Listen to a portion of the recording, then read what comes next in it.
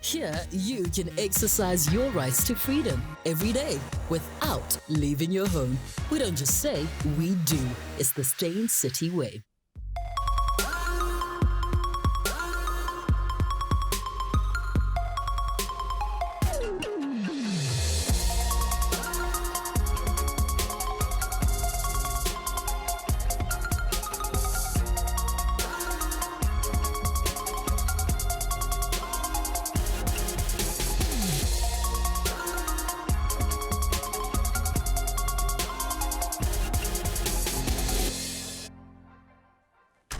Hello and welcome to Real Talk with me, Anele. We're live on SABC 3 and look, today there's just no time to waste. I'm handing over the stage on a silver platter, actually no, scratch that, on a gold platter to the one and only Aubuti Philip. He's been all over the social medias and the news lately and we all know why. An estimated 68,000 of you were at a historic concert that has firmly cemented Cassper Nyovest in the history books as the first South African and African entertainer to put on a concert of this magnitude. The man of the moment, Cassper Nyovest, Mufasa, Aubuti Philip, is here. But first, let's take a quick scroll through memory lane with shots from Saturday to see what was Refilwe Polo's destiny.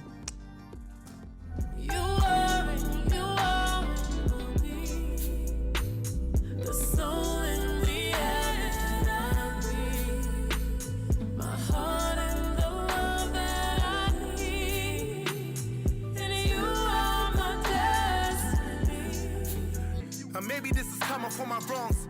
I know I broke a lot of women's hearts before. I really thought that we would prove my niggas wrong, but they not, so we love and we learn. I used to think you are will be the soul in the air that I breathe. My heart and the love that I need. And you are my destiny.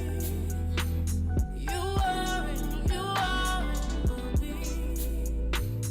the soul in the air that I breathe. My heart and the love that I need. And you are my destiny. I can feel it, I can feel the magic. So, am I allowed to go? No,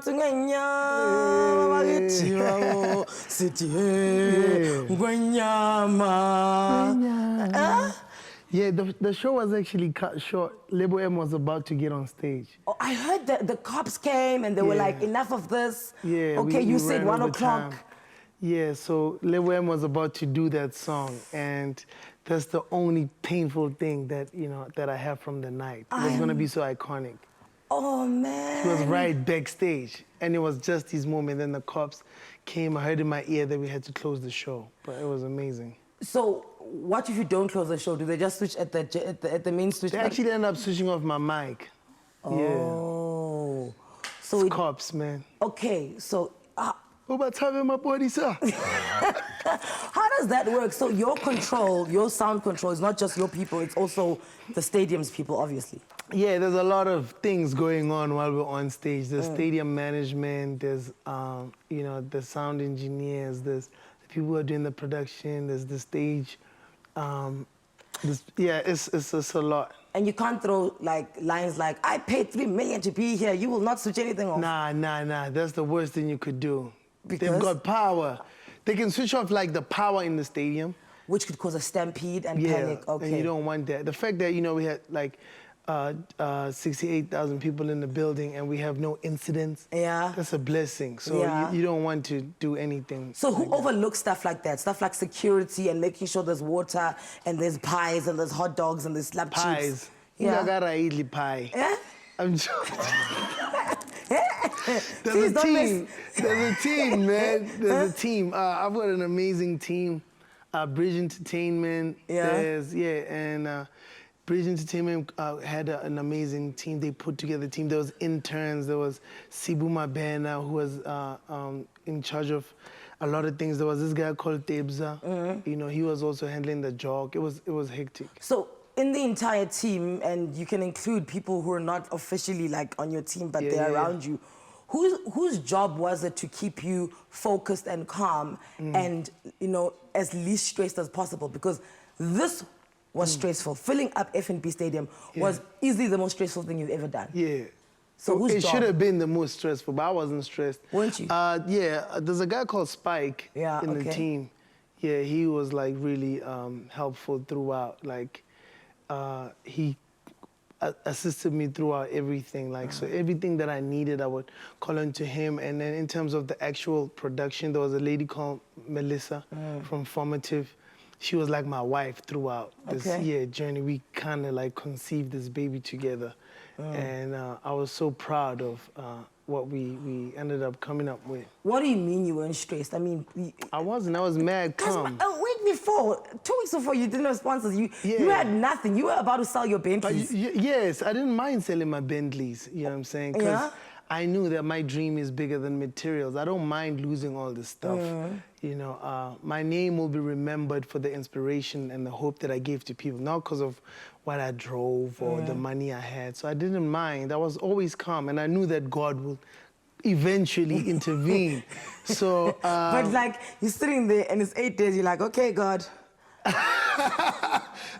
Anytime. No, I knew it was gonna happen. You know, it was a bit worrying at a point, but I don't remember a time thinking that it might not happen. You know, never. Do you get like nightmares or like dreams that feel real when you sleep and you dream like you are at F&B Stadium and you woke out and there's nobody there? Nah. I was sleeping throughout. Like, I was so calm. Even if you look at my interviews before, my tweets, I was telling people I'm so calm. And at first I was like, I don't know why I'm so calm, because it's actually pretty hectic. Were you more stressed for Orlando than F&B? Yeah, definitely. Orlando was very stressful. The energy was wrong. Like, it was just not... What does that mean? I think I was just not fine myself. Like, the energy that I was putting out was not well balanced. What was wrong with your energy? Were you going through a self-serving phase where you know, too full of yourself? Were you... I was fighting with a lot of people. Like, I think, you know, like the media and, you know, people like airplay. And I was just going through a lot. And, you know, it was also like the second album curse, where like people were really in love with your first album. So your second album, like people have mixed emotions because they had their own expectations of how it'll sound. So with this time, with the third album, I made an album that I really loved, and I didn't really care if people liked it or not. When I was making it, it was for me.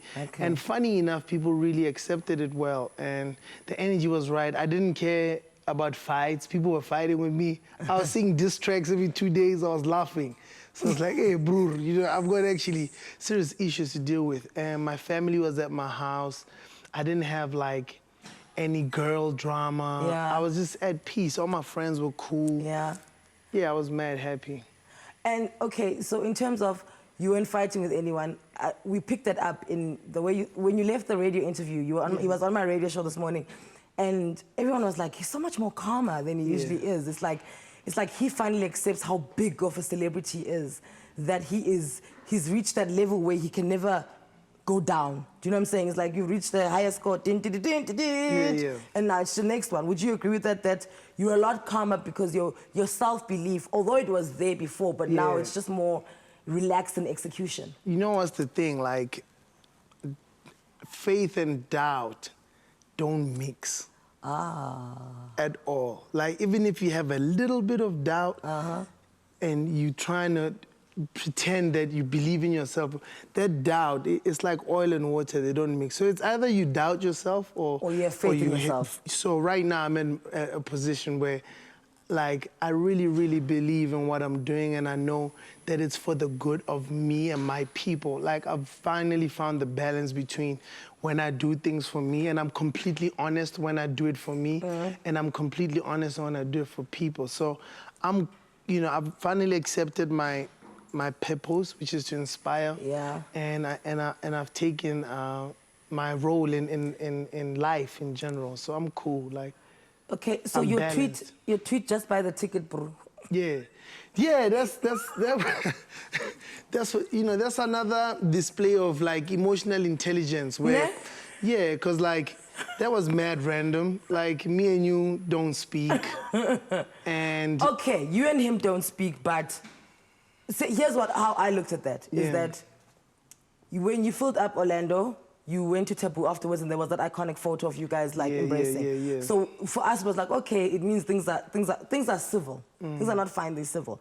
And then when the thread happened, that where AKA was like, hey, I'll jump on board, see people, I'll help you out, whatever he calls you. How do you help someone by saying, give me R1 million? Ooh. After saying, I'm selling my cars, I'm broke. Is that help? It's not help. So here's my thing, right? Yeah.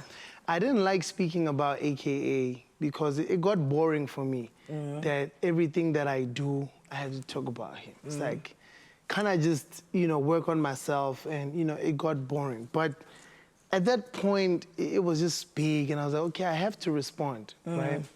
And I have to think about my response. Like, what am I gonna say, right?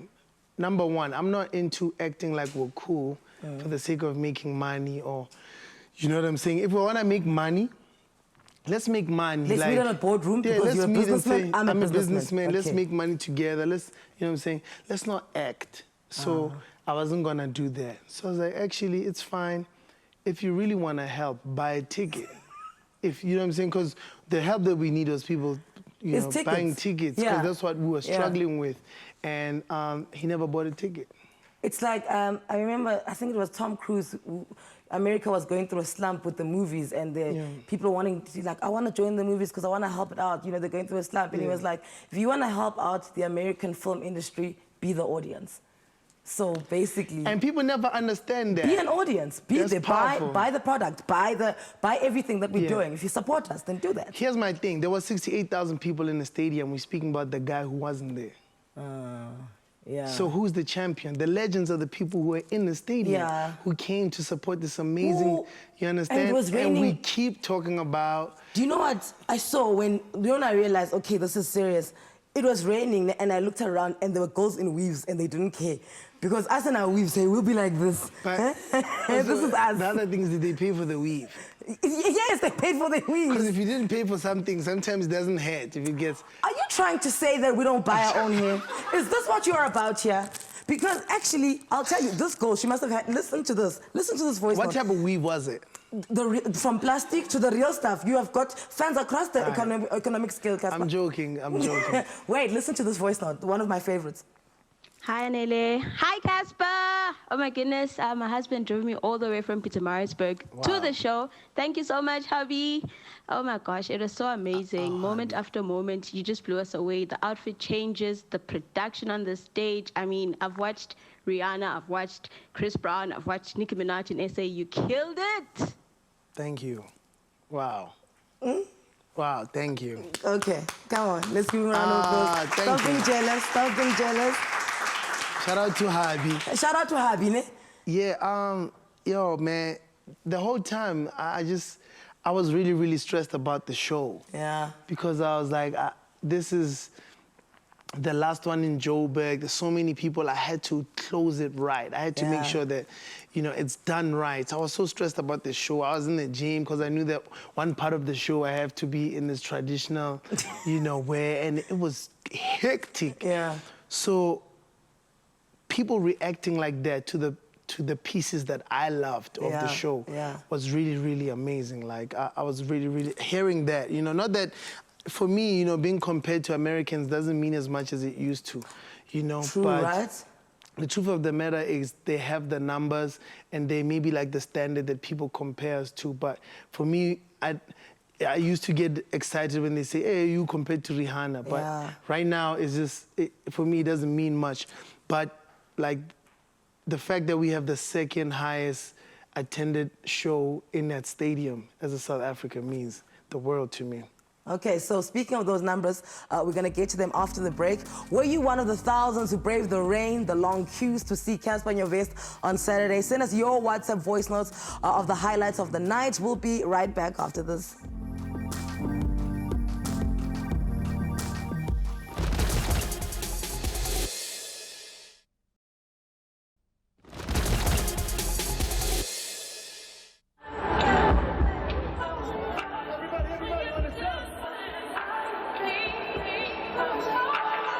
This is history.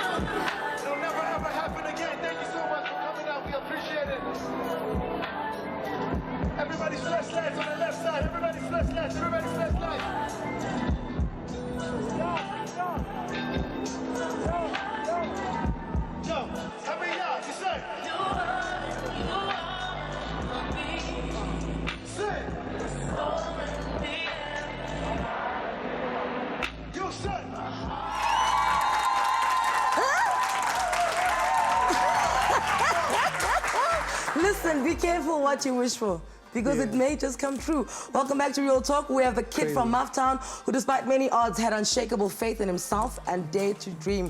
His talent has seen him achieve what many thought was impossible, and he has, without a doubt, set a new standard of excellence in entertainment for South Africans, for Africans, for the world as a whole. Cassper Nyovest is on the couch again. Thank you. Dude. Yeah, every time I see that, it's surreal. It's just unbelievable. Do you ask the crowd to put up their phones? Yeah, I did that. Okay, and then you switch off the lights, ne? Yeah. So, and everyone knows that that's what must happen. Because that photo where you took and you're standing, and then like everything. Yeah, I did that there. But I didn't do it for the picture. Who took that photo? That was Jabu Nkosi. He's that guy needs a raise. Yeah, he's here. Is he? Yeah. Yeah, he's the smallest guy, but with the biggest voice in the room. Yeah, he started working with us this year, and he's taken some iconic pictures. He took also the photo shoot where I was in the jungle. Okay. Yeah. Was that jungle your backyard? Because we've seen how big your house is. Nah, not yet. So he took that picture, and he was not supposed to take that picture. So as soon as the song got on, he saw the crowd, and he ran up. Like, he was up in a cage for him to take that picture. And then he snapped it, and then I saw it after the show. I said, this picture has to go up right now. And he's been like on American blogs right now for this picture. They're calling it the most iconic picture in African entertainment history. It's crazy. Outside of like Michael Jackson standing still and the flyer going up, I'd say... African. No, let's go international. And you said you don't care about international. Let's also go there. Let's also go there. Speaking of your house, I was watching your Instagram feed after the show, because I'm very much an aftermath emotions person, because that's where the pure reflection and the growth happens. You don't grow on stage.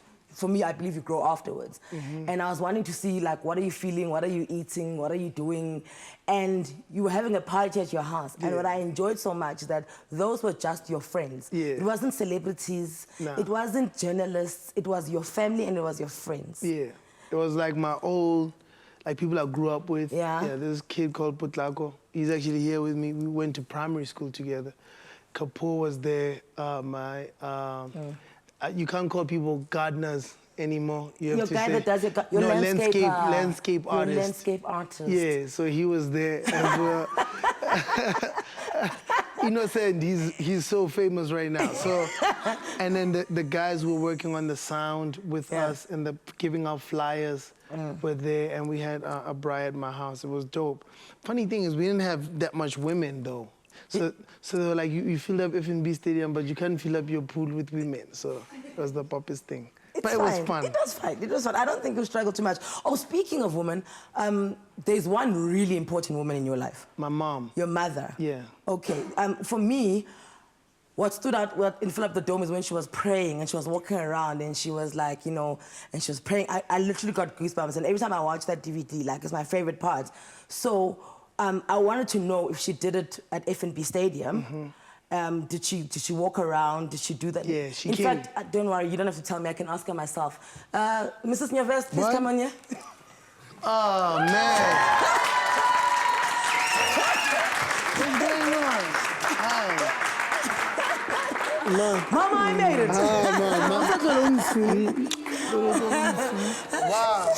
Wow. Oh, man. She drove all the way from Potchefstroom. So my mom keeps secrets now. Yes. Well. Ah, man, thank including you. how not to I've age. never been on TV with my mom. Really? How? Isn't she stylish? Look at it. Yeah, look, this is where I get my style. Dude. Yeah. She walked into my dressing room and I was wearing this track and I'm like, Eva, maybe I should change it. You two all wants to take over my shocker style. She's mad stylish. I hear that we had the brass band, not only brass band, for the stadium, and you were walking around the stadium with your church band singing. Yes, I did. Yeah. To talk us through that, like, why is it so important for you to walk to every inch of where your son is going to be? I think that's how we started. I struggled together with him, depending on prayer more than anything. Things will be tough.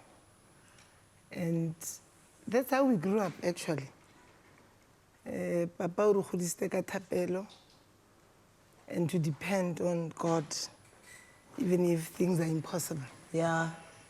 So when I Cassper, like your mom says, to depend on God even when things are impossible. Yeah. Surely as a child, there are times when, you know, what I know about God is always in one place. You are the one who ventures away. Yeah. But you also come back. Yeah. Did you ever find yourself drifting away from God because your dream was not happening?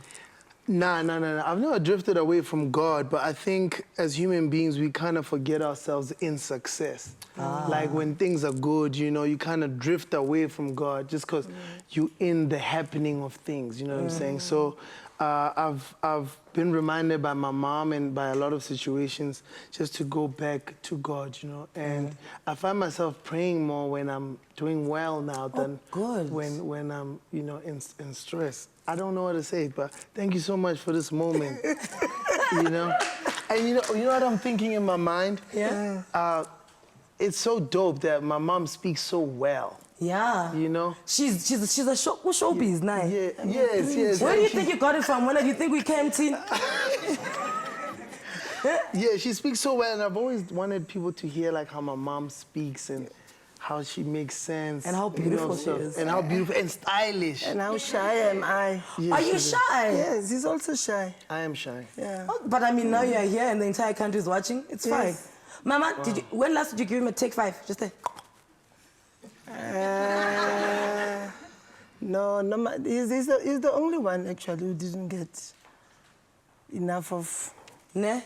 The late brother did, but with him, so he'd say to me, wait, let me sleep in a certain position before you come here. So do it here. Don't do it anywhere, you know. So, and he would reason with you before you can actually give him a hiding. So normally the anger will be gone. Because now, even now you're listening. Okay, you know, he makes a good point. Yeah. For real, I didn't know. I used to get hidings all the time. Yeah, my mom grew up we grew up with a strict mom. And she became so calm as time went, you know, because it's so weird because when I was 16 and I decided to take this journey, I just sit across, you know, someone I was very afraid of and say, you know, I'm taking a different journey. But I think God, you know, intervened, made them understand.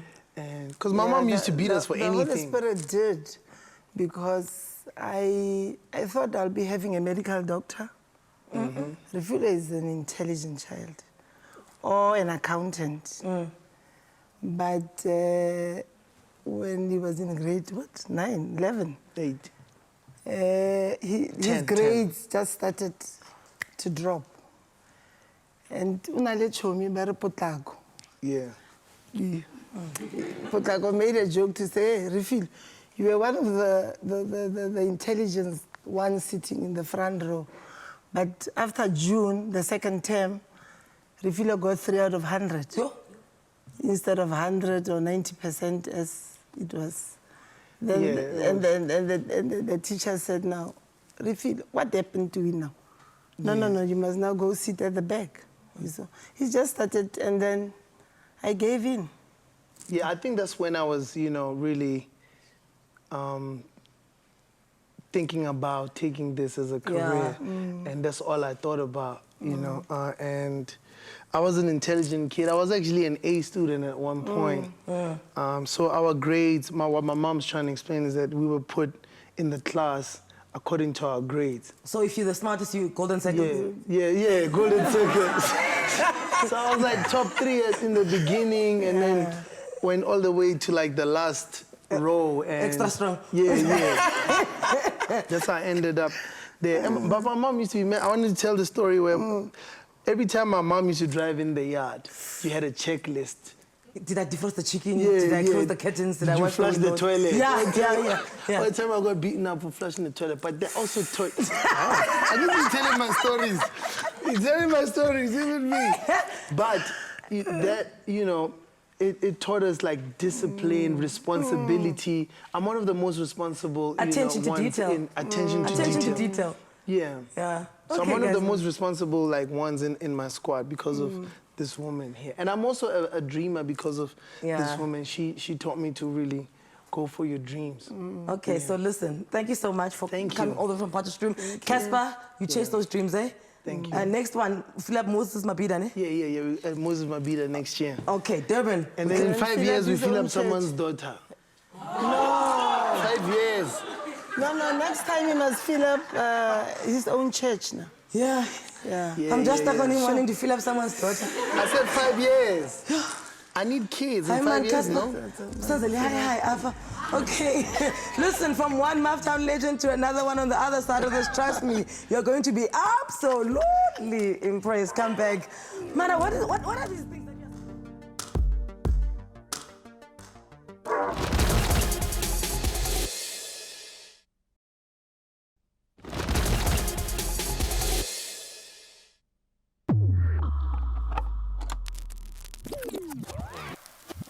Africa is on fire.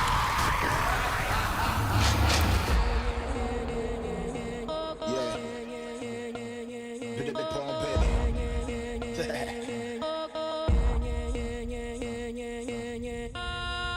Ghana for Maya ready. You know what time it is. Where you Khuli Chana? But they be palm better.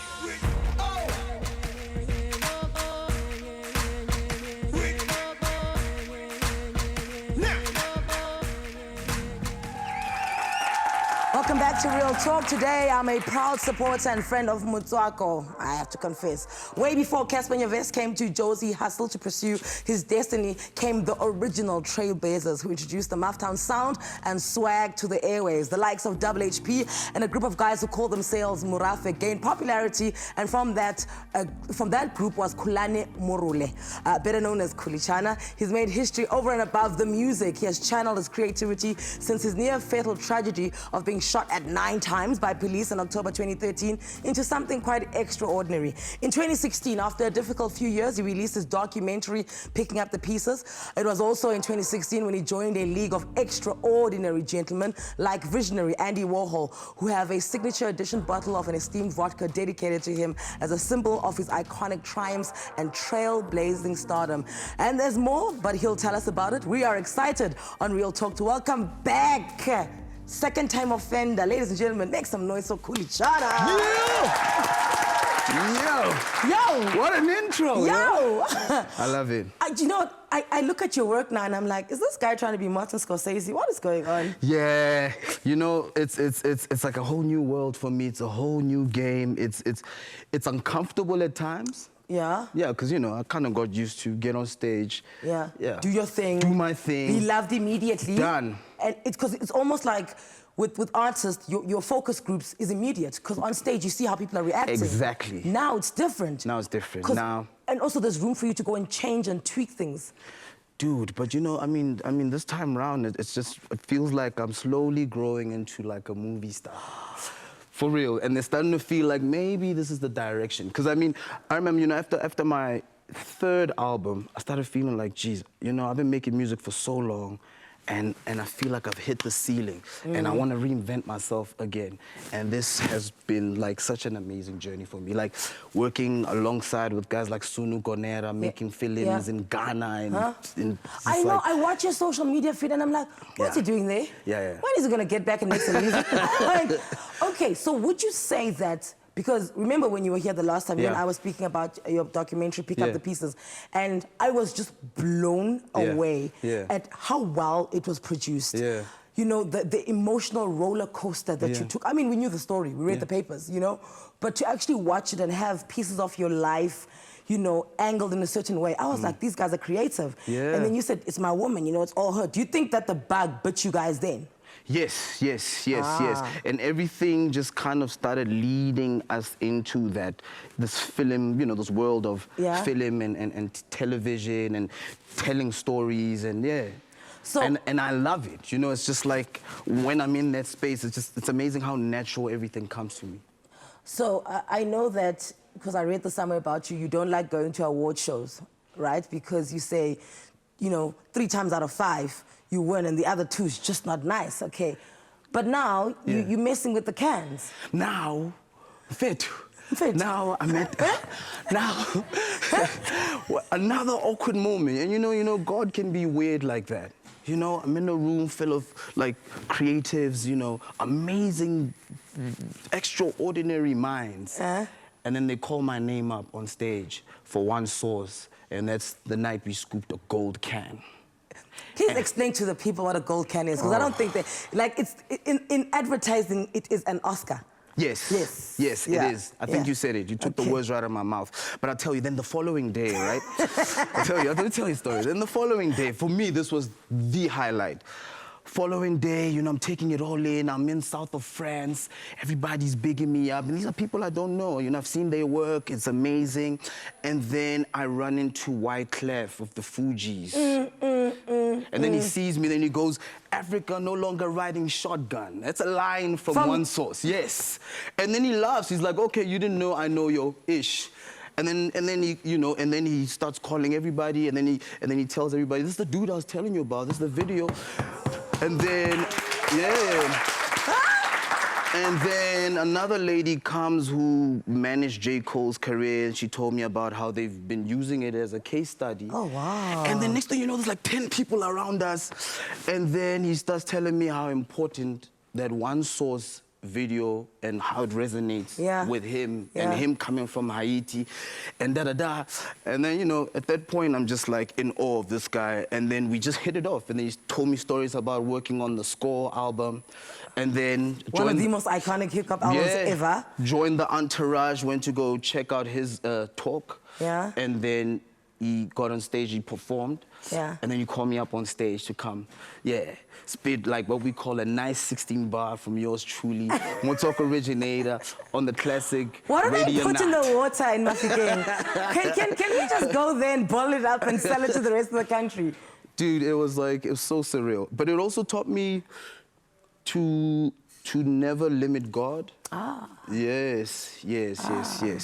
How quickly do you convert energies like that into ideas or a feeling like that? Because, you know, I was reading somewhere, and Coldplay, Chris Martin, he says that he writes his best songs when he comes off stage, because he's still on the buzz and the high and the crowd, and you've got a natural rhythm about you. So that's when he converts. For you, when do you convert?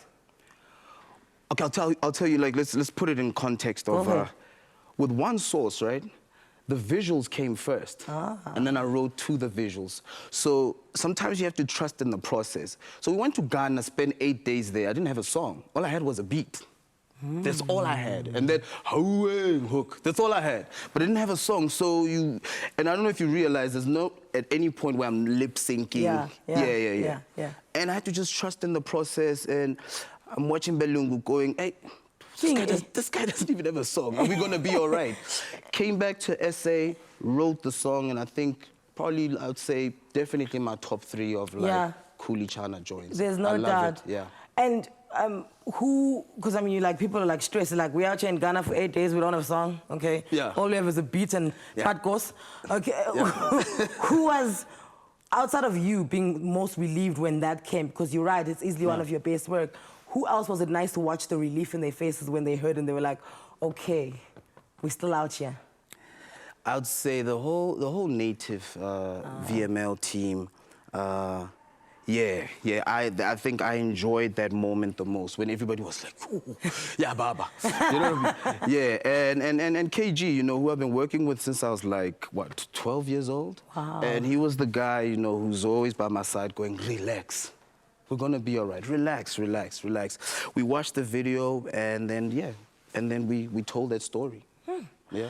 Khuli's passion project has had him traveling across Africa, the source of humanity and creativity, to connect with like-minded artists. After the break, we'll talk about a movement that is synonymous with Mafikeng and the superstars who were born there. Come back to us.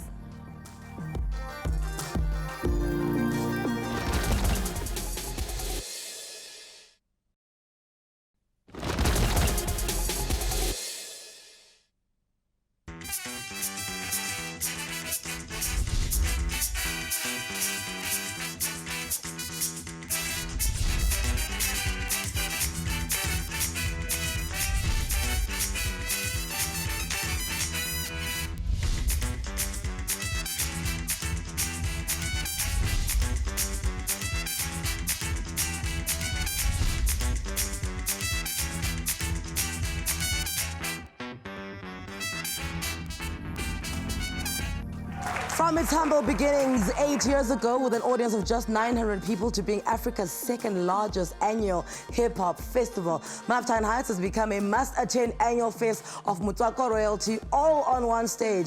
Khuli and I are now joined by founder of Maftan Heights, the godfather, Refilwe Ramokgase. It was his and Khuli's brainchild back in 2010. The rest of us are busy watching soccer. These people are strategizing, visualizing. And for the first time, Maftan Heights is going home to Mafikeng. We welcome Refilwe. Guys, after 7 years, back to Mafikeng, okay. You can't both say it was both our idea. Whose idea was it, Refilwe? To go home? Yes. You know what, it's been Khuli's been championing the idea. I mean, ultimately, I have to give it to him, and he's been quite the champion making it happen. Yeah. Big thank you to Mahika Mahikeng, who has made it possible to move something of this size and technique. It's a big machine. Yeah. And they've been patient with us, and we're really excited about going home with it. We're 80% sold out. It's super exciting. It looks like we're going to be sold out by Friday morning. Of course you're going to be. And it's on Friday night, no? Yeah. That's the 8th of December. That's right. So when and it's always like very, like you have to be strategic when you are Khuli Chana and you're this big brand and you do something like that because you have to put artists on the same stage, right? Yeah. And you have to be careful of your road runner or your manager can't just be the one to call them and be like, hey, can they perform?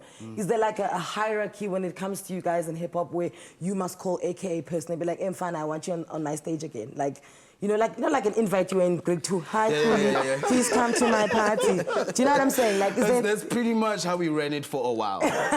In the beginning, it was like I'll be the guy calling, you know, all the artists and just like negotiate here, you know, and then Refilwe operations, and he makes the dream come alive. Refilwe, aren't you at Sony? Yes, I am at Sony. You're quite high up at Sony, right? Yeah. I'm just telling the kids in case they got a mixtape or something that they want to. You know, you got a dream, you want to be the next Khuli Chana. That's the guy to speak to. Doesn't this hinder with your work at Sony? No, or it only adds to it? It was declared up front. I mean, it was a condition of my coming on board. As Khuli says, it's a brainchild of ours. We've been building this vision since 2010. So you take me, you got to take the baby. And speaking of AKA, did he call you to be like, Mfana, I've put you in my song? You know, that line, we're going to do numbers like Khuli Chana and Absolute. What it look like. What it look like. Every time we roll up, it's a good time. Maftan Heights was actually, I'd say, inspired by my collaborations with AKA. So I felt that, like, if we could create a platform to celebrate Motswako, Mafikeng artists, and also bridge that gap and have these guys collaborating. Because at that point, I was the only guy. Yes. And at some point, some people look at it like, you're a sellout. Why are you doing songs with Joburg guys? And I'm like, no, come on. Collaborations is what's going to make us better. You know, so it was for that reason. Yeah. So I'm looking at this lineup: Khuli Chana, Dukes, JR, Murafe, WHP, Nochi, MDB, Shakana, Aries, Bongo Muffin, Questa, Ricky Rick, Dalez, AKA, OK Malum, Cool Cat, Empty, Nadia Nakai, Shane Eagle, DJs Major League, Distraction Boys, Black Motion, Mas Cosmo, DJ Coco, Zandy. Are they all getting absolute hampers? I don't think so. Just sing the song, wrap it up. We'll see you next year. You're such a businessman. It's a lot. They can come drink from my bottle. Okay, so moving forward, like, where do we want to take, you know, Maftan Heights? You know, what's the vision for it? If we started at 900 and now we're sitting at thousands of people, and you know that if 80% have bought tickets and they're going to drive there, it means you could basically put people on a train and do whatever you want to do with it. Refilwe, what's the vision? Look, I mean, ultimately, the vision was always about creating a platform, as Khuli says, that was going to be almost like a home for, as the name suggests, Motswako is a mixture. So it was always about a platform that was going to showcase this mixture, which was born out of a humble town called Mahikeng in the Northwest. So for us, it's quite a full circle to come home. We feel that going forward, there'll always be an edition that is based at home. But also, we still feel that one of the big things that we were always about was exporting this sound, not only bringing people home, but taking this sound to the world. So for us, we still are quite passionate about telling the story of Motswako and South African music elsewhere. I mean, the sky is the limit. You know, for us, we'd love to be able to see us do an edition of a Motswako or Maftown Heights in Lagos or wherever Ghana. else. I see you guys. Yeah. Wait, didn't you come up with this concept in Ghana? No, it was inspired by, I went to a Ghanaian Independence Day party in Moloko. Yes. And I'm like, if these guys could just party it out together. And I mean, Maftowners, a lot of Maftowners in Joburg. And I felt like, we could do the same. Yeah. And I mean, if we throw it here, it's something like, it's like we throw Cosa Nostra, right? Exactly. Cosa Nostra, exactly. Shout out to... I remember it was called, I think it was going to be called Motswako Explosion or whatever. And then one day, I think it was Mahlatsi who was like, that line, up to the Maftown Heights, see, as soon as you reach it, we'll tell you what it sounds like. We were on BBM, not even WhatsApp. Oh, wow. Okay, it wasn't 20J. No. Ping. Ping. And that was the name, and it stuck. And it's from Twak Stickum, actually. There's a line, off to the Maftown Heights. See, as soon as you reach it, you'll tell me what it sounds like. And that's the name that stuck, and it's been Maftown Heights ever since. Jeepers. Khuli, Chana and Refilio Ramokasa are back with me talking music, Motswako business, and they friendship. Send through your voice notes and tell us who you're looking forward to seeing on the Maftown Heights stage this coming Friday. Stay tuned to Real Talk.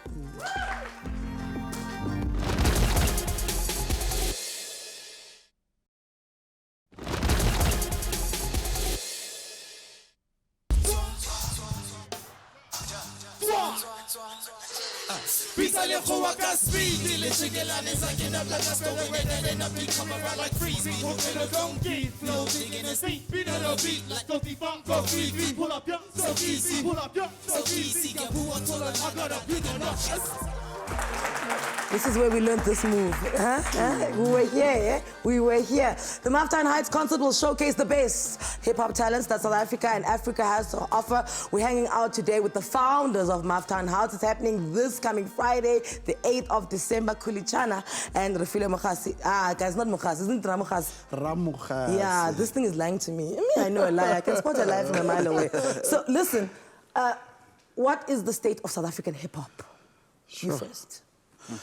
Look, I thought about this because I knew you were going to ask it. Like, I remember, and Khuli, I'm going to remind you, was it like the Mahuta Bashes back in the day where there used to be this stage, right? That'd be like out there where no one goes to. Then be like 3 mics, and then we'd have to fight. Forget stage managers, forget any of this. And then we'd do our thing, and then there'd be somebody be like, Mara, guys, this Yo My Man thing of yours is going nowhere, right?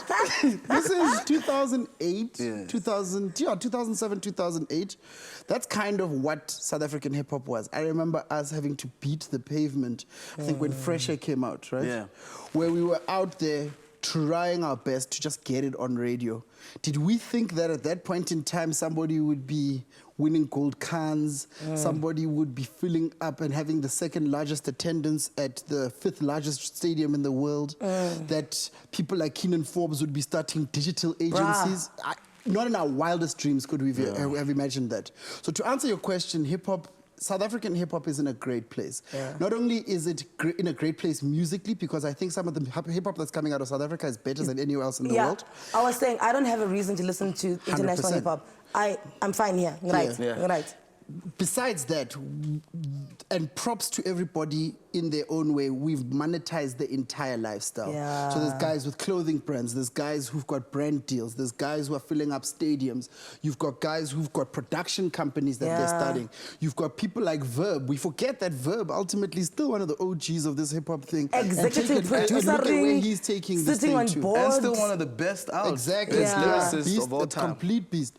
You know, so for us, that's what we've done. And, you know, like when Biggie says, I never knew that hip-hop could take it this far, that's pretty much what South African hip-hop's about. But right I suppose it's a good thing you were beating the pavement, because the very nature of hip-hop is the struggle and the come-up. And us watching the lyrics grow from like, you know, I was here, now I'm here, and now I'm there, and I'm doing this. And it's nice that it can be authentically your story. Because we didn't walk down the streets of Brooklyn, that's not us. But the fact that you have the stories of Mufftown Heights, you know, having 900 people to now thousands and thousands of people and the stadiums being filled out. That is the nature of hip-hop. It's like a inspirational celebratory vibe, am I right? Yeah. We own it, it's our narrative. It wasn't a narrative that was imposed on us. You know, we dared to dream, and that's really what it's been about. We had Cassper on the Mufftown Heights stage in Mufftown Heights 1. Yeah. By the way, Refilwe, Cassper. Yeah. I remember just before the show opened, him coming, hey, Rotman, can I perform? So for me, you've got to understand, every time he does one of these fill-ups, it's actually really an emotional thing. I mean, we're chilling for a long time, just, you know, this is that guy. You know, like, he's proof positive in the power of intentional kind of, you know, of intent, exactly that, you know. He's proof positive of that. And you know what, in all fairness, I have to give it up to somebody like a Khuli. I have to give it up to a Keenan. I have to give it up to a KO. I have to give it up to all of these guys because, again, like I say to you, where we were in 2008, there were no cars. Mufftown Heights, we didn't have 10 cents to rub together. That hip-hop community came together. We were like, guys, there's this vision we have. We want to do this thing. We don't have the money to pay you. Let's see how it goes at the end of the night, and we're going to pay you guys. So for us to be sitting at a place where we're paying people full fees, and these fees are in the hundreds of thousands of rands now. Bring your people. Listen. So basically what you're saying is hip-hop is like the Bitcoin of currency. Damn right. It's the one to, if you're going to put money down. The new tender. Yes, it's the new tender. Okay, so Refilwe, thank you so much for your time. Please continue doing what you're doing, because what I like is, I mean, you've been head of the Summers, you've managed artists from Bokabelo to TKZ. You are always at the grassroots of the movement. And you always have your techies on. Yeah, that's my signature. Do you know what I'm saying? Because you're ready to run. If something needs to be done, you're like, I'll do it myself. And I salute you for that. When just go get that Oscar, man. You know. Go get that Oscar, man. Go get that Oscar, man. Go get that Oscar. So the magnitude of what Mufftown Heights is today and the significance of the festival going home in its 8th year is simply not to be missed. Make sure to be a part of history and attend the Mufftown Heights Mafikeng edition this Friday, 8th of December. Hashtag Mufftown Heights home. Thank you so much to my guests, Khuli, Chana, Refilwe, Ramukase, as well as Cassper, Nyovest, and of course, Mama Nyovest, Muzuku Polo. For myself and the team, have yourselves a wonderful evening. Tomorrow, in this chair, we'll be in conversation with businessman turned politician, Johannesburg Mayor Herman Mashaba. Herman Mashaba. Hermsy. He's gonna be here. See you tomorrow. Bye.